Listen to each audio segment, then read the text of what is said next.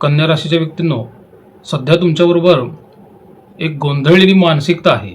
तुम्ही एखादं काम सुरू करता, पण 2 मिनिटांनी तुमच्या मनात दुसरा विचार येतो आणि असं केलं तर जास्त चांगलं होईल असंही वाटतं आणि मग तुम्ही पुन्हा बदल करता आणि शेवटी अशी अवस्था होते की काम पूर्ण होतं पण तुम्हाला समाधान वाटत नाही.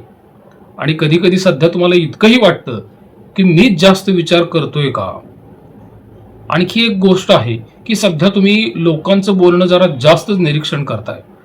फार तुमची तशी जुनी सवय आहेच ती. कोणी एखादं वाक्य बोललं आणि तुमच्या मनात लगेच विचार सुरू होतात की याचा खरा अर्थ काय असेल.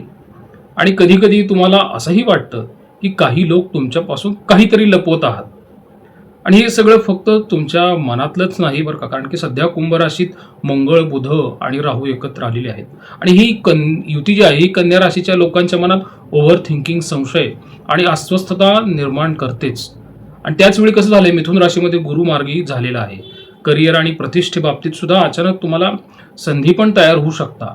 पण समस्या अशी आहे की संधी ही येते, पण तुमचंच मन म्हणतं की थोडा अजून विचार करूया, कारण तो तुमचा मूलतः स्वभावच आहे. आणि म्हणून काही वेळा संधी हातातून निसटून जाते. मीन राशीत शनी आहे आणि शुक्र तिथं उच्च आहे, त्यामुळे नात्यांमध्येही एक वेगळा टप्पा चालू झालेला आहे. पूर्वी ज्या नात्यांमध्ये तुम्ही खूप एफर्ट्स घेत होता त्या नात्यांबद्दल आता कधी कधी मनात शांत राहण्याचा प्रयत्न करता. काही लोकांना तुमचा हा बदल दिसतो आणि ते असंही म्हणत असतील की तुम्ही आता पूर्वीसारखे राहिलेल्या नाहीत. पण सत्य काहीतरी वेगळंच आहे ना. तुम्ही बदललेल्याही नाहीत. तुम्ही आता लोकांना आणि परिस्थितीला थोडं जास्त स्पष्टपणे पाहू लागलेला आहात. आणि ह्या सगळ्यामागे सध्याची ग्रहस्थितीच कारणीभूत आहे. कारण की कुंभ राशीमध्ये मंगळ, बुध, राहू युती आहे.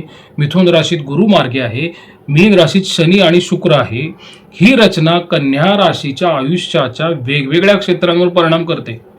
म्हणजे जसं की करिअर आणि व्यवसायावरती कुंभ राशीतील मंगळ, बुध, राहू, कारण ते कामाचं घर आहे ना. मग तिथून तुम्ही स्पर्धा, राजकारण, तणाव आणि अचानक निर्णय बघता. मिथुन राशीत गुरुमार्गी म्हणजे तुमचं 10वं स्थान, जिथं करिअरमधली प्रतिष्ठा, संधी, विजिबिलिटी. आणि मीन राशीतलं शनी शुक्र म्हणजे भागीदारी, करार, लोकांशी होणारे नात्यांची परीक्षा आणि व्यवसायात होणारं नुकसान, म्हणजेच ताण, संधी आणि लोकांशी व्यवहार, ह्या सर्व गोष्टींची परीक्षा एकाच वेळी चालू आहे. त्यामुळे या जॉबमध्ये आणि बिझनेसमध्ये वेगवेगळे परिणाम तुम्हाला दिसतील. मग जे लोक नोकरी करतात ना, त्यांच्यासाठी सध्या नोकरी करणाऱ्यांना कन्या राशीसाठी परिस्थिती थोडी डायनामिक आणि थोडी प्रेशर आणणारी असू शकते.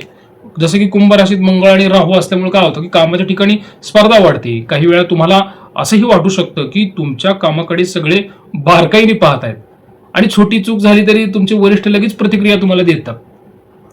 आणि बुध या युतीत असल्यामुळे कामाशी संबंधित संवाद, मेल, रिपोर्ट्स, डेटा यामध्ये चूक होऊ नये याकडे तुम्ही विशेष लक्ष देणं गरजेचं आहे. कारण की ह्या काळात काय होतं, मिसकम्युनिकेशन्समुळे समस्या तयार होतात. पण दुसरी बाजू पण महत्वाची आहे की मिथुन राशीत गुरु मार्गी झालेला आहे, त्यामुळे वरिष्ठांच्या नजरेत येण्याची संधीही तयार होत असते. म्हणजे काय होतं की ताण जास्त जर असेल ना, तर विजिबिलिटी सुद्धा जास्त असेल ना, म्हणजे तुम्ही पुढं पण येणार ना तेवढेच लोकांच्या. आणि मग काही लोकांना नवीन प्रोजेक्टची जबाबदारी मिळते, टीम लीड करण्याची संधी मिळते किंवा तुमची काही डिपार्टमेंट्समध्ये पण बदल होतात. अशा प्रकारचे तुम्हाला काही बदल जे आहेत ते भविष्यात दिसतील. पण इथे एक काळजी घेण्यासारखी गोष्ट अशी आहे की मंगळ राहू युमुळे कधी कधी राग आणि इगो यामध्ये तुमची प्रतिक्रिया दिली जाते. आणि जर वरिष्ठांशी आणि सहकाऱ्यांशी भावनिक प्रतिक्रिया तुम्ही दिली ना, तर त्याचा परिणाम करिअरवरती दिसेल.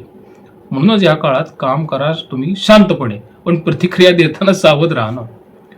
जे लोक व्यवसाय करतायत ना, त्यांच्यासाठी जरा थोडा कठीण काळ आहे बरं का. कारण व्यवसाय करणाऱ्यांना हा काळ ऍक्टिव्हिटी वाढवणारा पण अनस्टेबल असू शकतो. म्हणजे काय आहे की कुंभ राशीतले मंगळ राहू काय करतात, मार्केटमध्ये तुम्हाला अचानक हालचाली दाखवतात आणि कधी कधी अचानक ऑर्डर्स वाढतात आणि कधी कधी काहीच येत नाहीत, अचानकच ते ऑर्डर्स कमी होतात. म्हणजे कन्सिस्टन्सी जी आहे व्यापारातली ती थोडी हलू शकते. आणि बुध या युतीत असल्यामुळे मग तुमचे काही डील्स असतील, करार असतील, कागदपत्रे, अकाउंट्स यामध्ये विशेष लक्ष देणं आवश्यक आहे. कारण या काळात लहान फायनान्शियल मिस्टेक जे आहेत ना, ते पुढे मोठे समस्या करू शकतात. आणि मीनेतला शनी आहे ना आणि शुक्र आहे ना, त्यामुळे भागीदारी किंवा क्लायंटच्या रिलेशनशिप याच्यामध्ये थोडे जरा अंतर येऊ शकतं, अडचणी येऊ शकतात. म्हणून काही वेळा पार्टनरशी मतभेद होतात, पेमेंटमध्ये डिले होतो किंवा एखादा क्लायंट अचानकपणे निघून जातो. अशा गोष्टी व्यवसायात दिसतील. पण याच काळात मिथुन राशीतला गुरु मार्गी असल्यामुळे व्यवसायाला विस्तारित करण्याची संधी तयार होते. विशेषतः कसं नवीन ग्राहक किंवा नवीन मार्केट असेल किंवा कामाची दिशा यामध्ये बदल होते.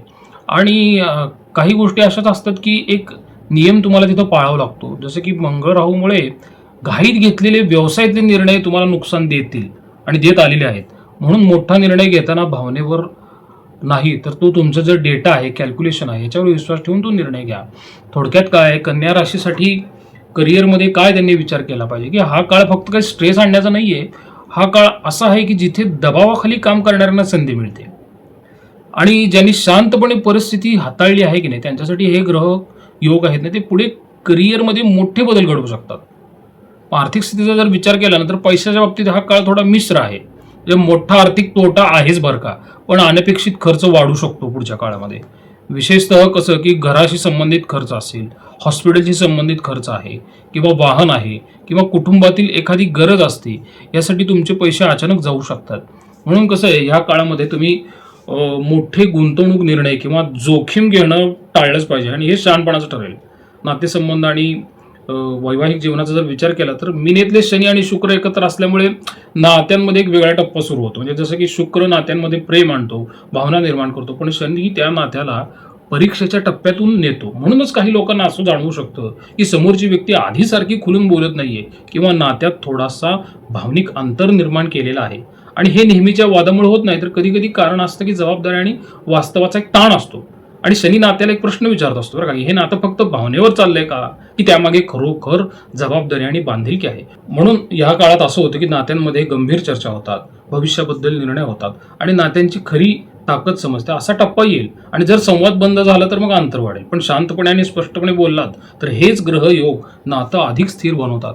म्हणून कुटुंब आणि घर यांच्या बाबतीत सुद्धा परिस्थिती काही पूर्णपणे नकारात्मक नाही, पण काही वेळा वातावरण थोडं संवेदनशील होऊ शकतं. विशेषतः मीन राशीत शनी असल्यामुळे घरातील काही विषय गंभीरपणे चर्चेत येऊ शकतात.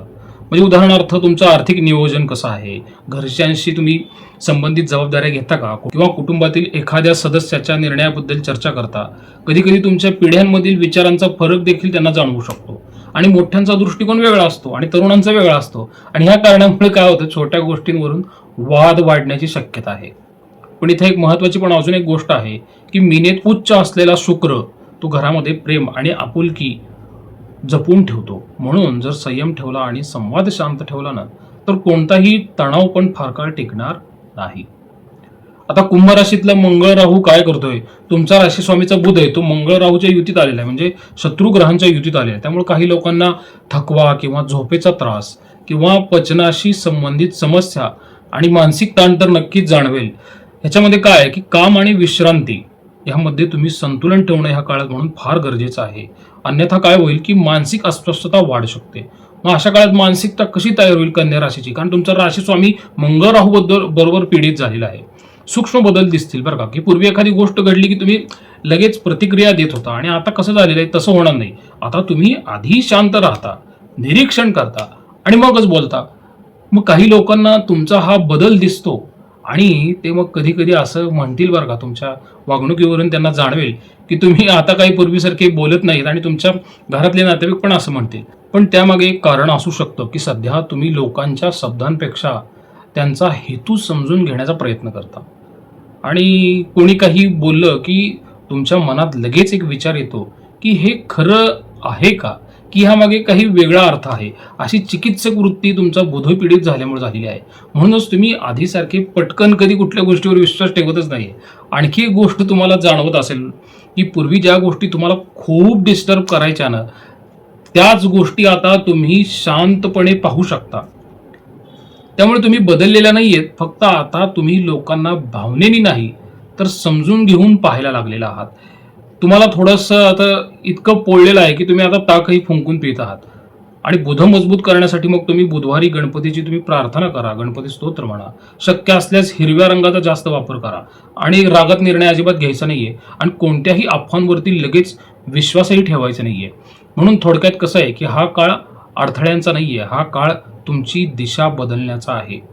आणि मग ज्या लोकांनी संयम ठेवलेला असतो ना आणि शांतपणे निर्णय घेतलेला असतो ना त्यांच्यासाठी पुढचे मग काही महिने आश्चर्यकारक बदलही घेऊन येऊ शकतात. त्यामुळे मला असं ह्या व्हिडिओमधून सांगू वाटतं बरं का की तुमचा राशी स्वामी बुध हा मंगळ राहू यांच्याबरोबर आहे आणि ही ग्रहस्थिती एक अशी गोष्ट निर्माण करते की नाही की बुद्धीला ती भ्रमित करतेच, म्हणूनच तुम्ही विचार करता आहात, पण काही वेळा विचारांची दिशा स्पष्ट राहत नाहीये आणि एखादा निर्णय घेताना मन दोन वेगवेगळ्या बाजूंना खेचलं जात आहे.